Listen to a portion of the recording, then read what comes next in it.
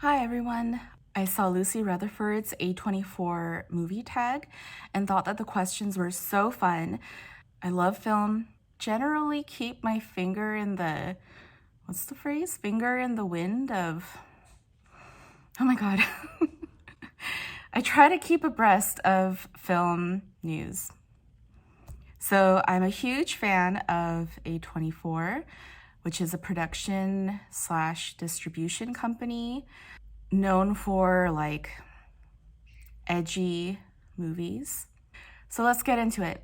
Question number 1, my first A24 movie. So I was aware of the reputation of A24 since the 2000 teens.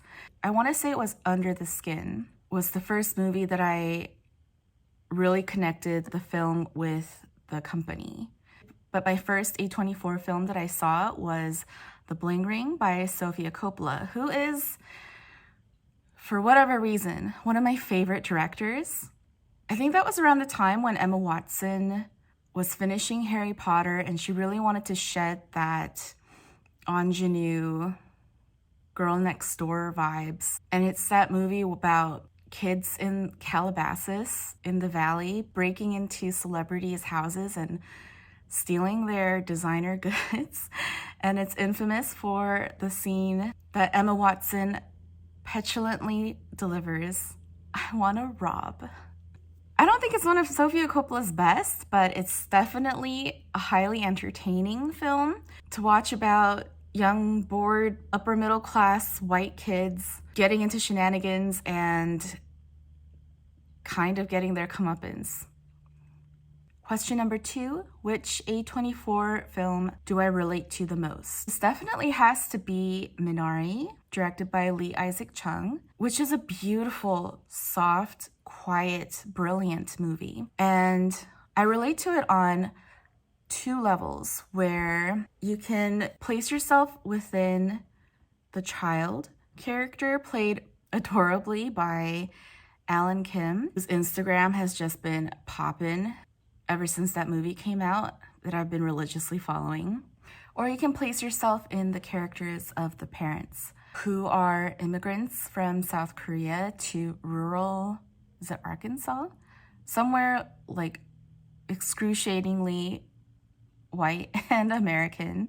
It's just an extremely classic immigrant story set during the 1980s, which is when I was born, and watching the parents struggling to carve their lives into what little they have and providing for their family, something that I personally identify with currently as a parent. And then watching the children trying to eke out their own lives in their new surroundings, being the only Asian kids at school, being made fun of for their lunch boxes, having no parents around because they're busy working and being raised by a grandparent.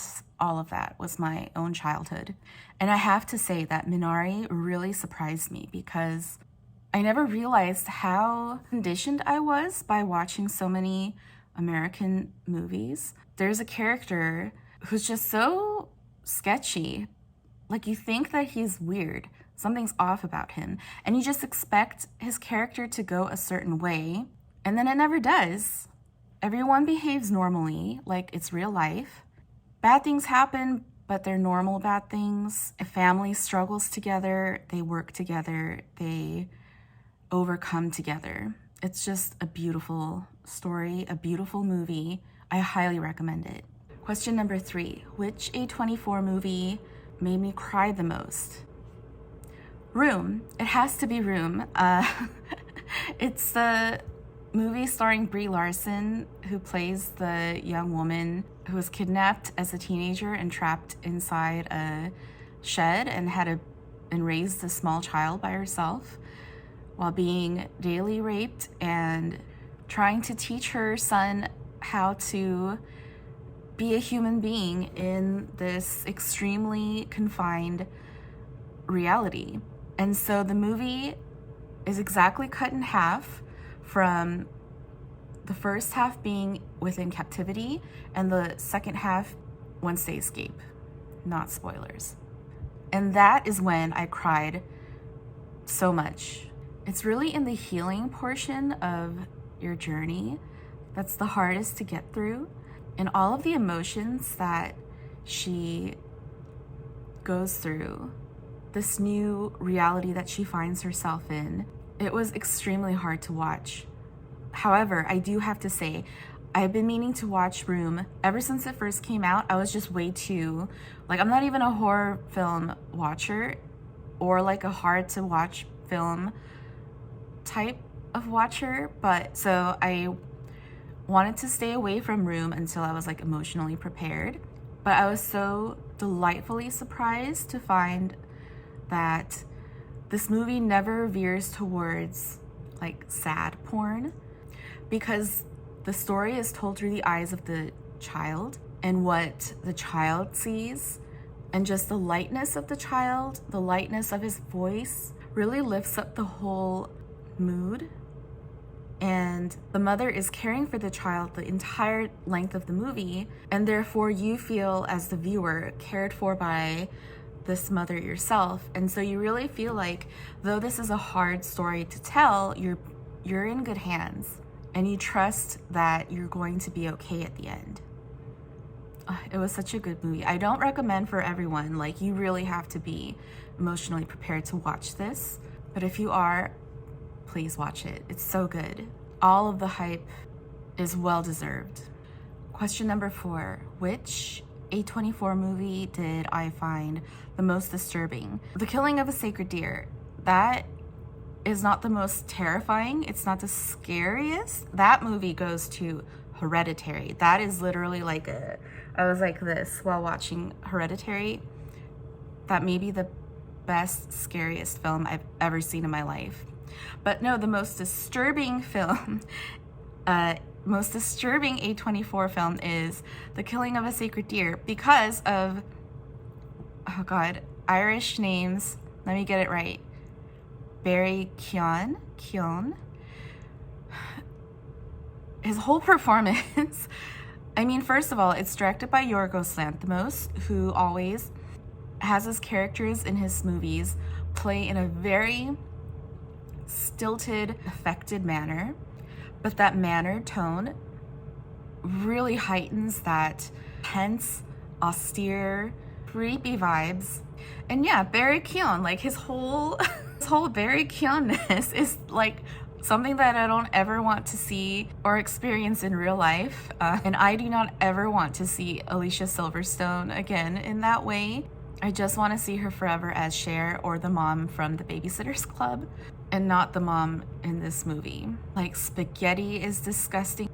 Yeah, from beginning to end, it raises so many hard questions, hard situations, cerebrally, and it's just like a movie that I can never rewatch. Like that, maybe on par with Gaspar Noé's Irreversible. I can never watch those two movies ever again in my life. Question number 5, a movie that should be an A24 but isn't. I thought this was the most fun question of all. And really it could be so many, because you're really asking like, what is the differentiator of A24? Like, what is the difference between, like, what makes a movie an A24 movie and part of the Criterion Collection? I personally would say that an A24 film is a movie that makes you think. It incites a lot of dialogue, a lot of debate, controversial, like undeniably visually spectacular, and is not mainstream and not easy viewing. So whether that's like horror or sci-fi or even something a little bit more family friendly, it's still going to hit some hard notes. So having said that, Kajillionaire by Miranda July. It's one of those movies that show Los Angeles as a city like correctly. It's not just all Kardashians and like Real Housewives, and I don't know what like most people tend to think of when they think of Los Angeles. I think they're really thinking about like rich white city people. That is not LA. That is like 2%, 1% of the 0.001% of LA. When I think of LA, I really think of hard-working people of color, and then, you know, people like the characters who inhabit the story of Kajillionaire. Working class, grifters, desperate people. And this movie, just tone-wise, has a slow build to like an emotional height. And I always love a good dance scene in any film. This does not disappoint. It has a great dance scene from Evan Rachel Wood. I found it very tense, but funny, sad, and poignant, beautiful. Question number 6, an A24 movie that I disliked. Swiss Army Man, directed by the Dans, Dan Kwan and Daniel Scheinert, with Daniel Radcliffe. I think this came out in 2016, so I think this was around the time when Daniel Radcliffe was still kind of trying to find all of these roles that washed his Harry Potter-ness off of him. And in this movie, he plays a corpse who farts and gets boners and, I don't know, has a bromance with Paul Dano. And I love both these actors. Of course, visually, this film is stunning. And I'm not at all averse to, like, dumb guy shit, fart jokes. But this just felt too much like a progressive incels stroking their artistry hard-ons. It was just too stupid, too twee. I couldn't get behind it. I can't get behind it still. I watched this when it first came out, and I rewatched it before making this video to make sure that I still had the same feelings about this that I did then, and I do. And they're the directors of Everything Everywhere All at Once, which everyone that I know loves. So, and I haven't seen it yet, so I don't know. I'm a little skeptical because a movie is always all about the director. So yeah, I eagerly await to watch Everything Everywhere All at Once and see what I think about it. Question number 7, have I ever DNFed a movie? No, I really try not to not finish things. It's a flaw of mine, I suppose, but it's just something that I can't do. I can't quit on it. I can't quit on a book. I can't quit on a film. It's only like a couple hours of my time. I want to give everyone a benefit of the doubt. Like, so many people spent, you know, hundreds of thousands of hours of their lives and so much passion making this piece of art that I'm watching or, you know, that I'm consuming. So I have to finish it. So instead, I would say the most boring A24 film I've seen is A Most Violent Year, directed by J.C. Chandor. That's the one that stars Jessica Chastain and Oscar Isaac. And I love Oscar Isaac. Only thing that really got me through finishing that movie was seeing Oscar Isaac walking around New York City, set in the 80s, dressed in like Giorgio Armani suits. Yeah, Jessica Chastain, you know, she's fine, but she was just boring and unmemorable in that film. J.C. Chandor also directed Margin Call, which I really like, and All Is Lost with Robert Redford. And like, these are all quiet, slow-paced creepers. But yeah, this one was just boring. Question number 8, underrated A24 movie that I want to shout out. I'm gonna say A Ghost Story, directed by David Lowery. This came out in 2017.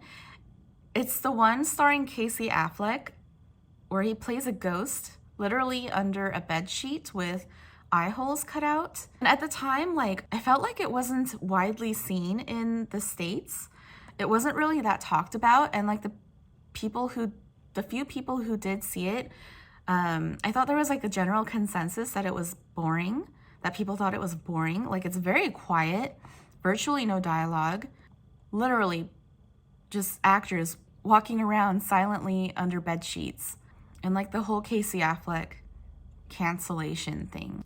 How does he still convey such palpable emotions? It's magic. This movie also wrecked my preconceived idea of it being impossible for new construction homes to be ghost free.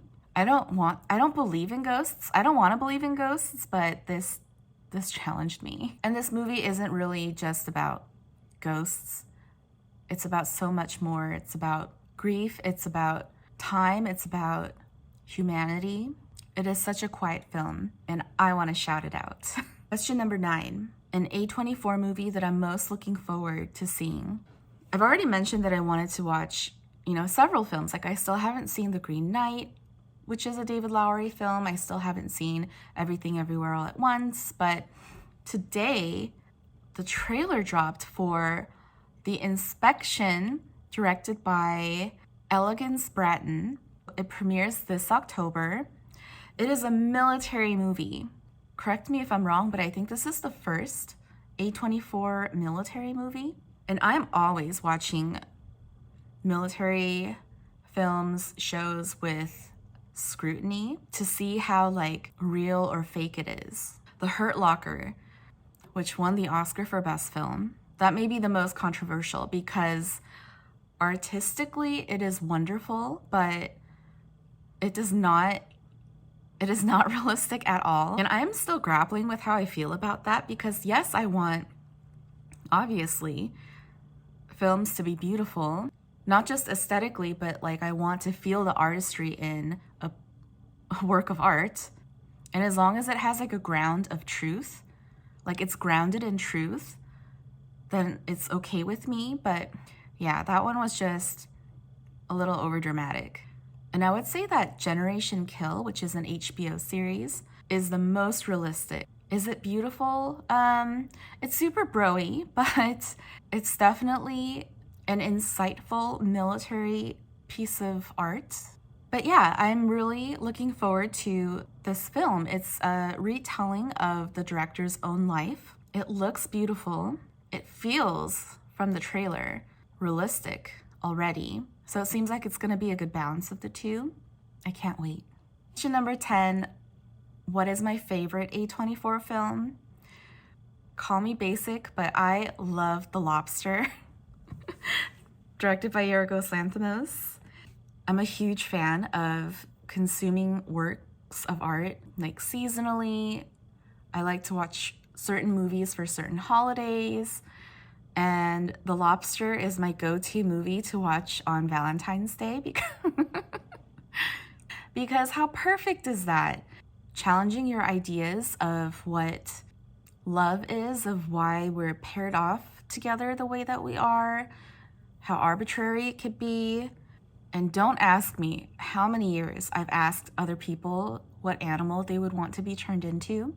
I would want to be turned into a blue whale. And I feel like that signature Lanthimos mannered tone works in a more charming, humorous way in this film, and overall ups the odd charm and sweetness.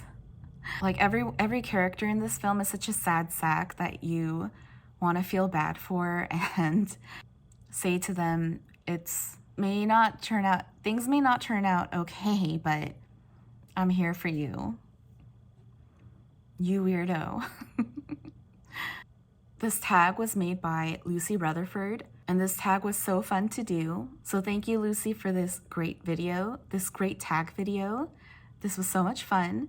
If any of you also are A24 fans, I want to know your answers. Please let me know. Make your own video, comment on any of your answers for any of these questions that strike your fancy. Thanks for watching. I'll see you again very soon. Bye.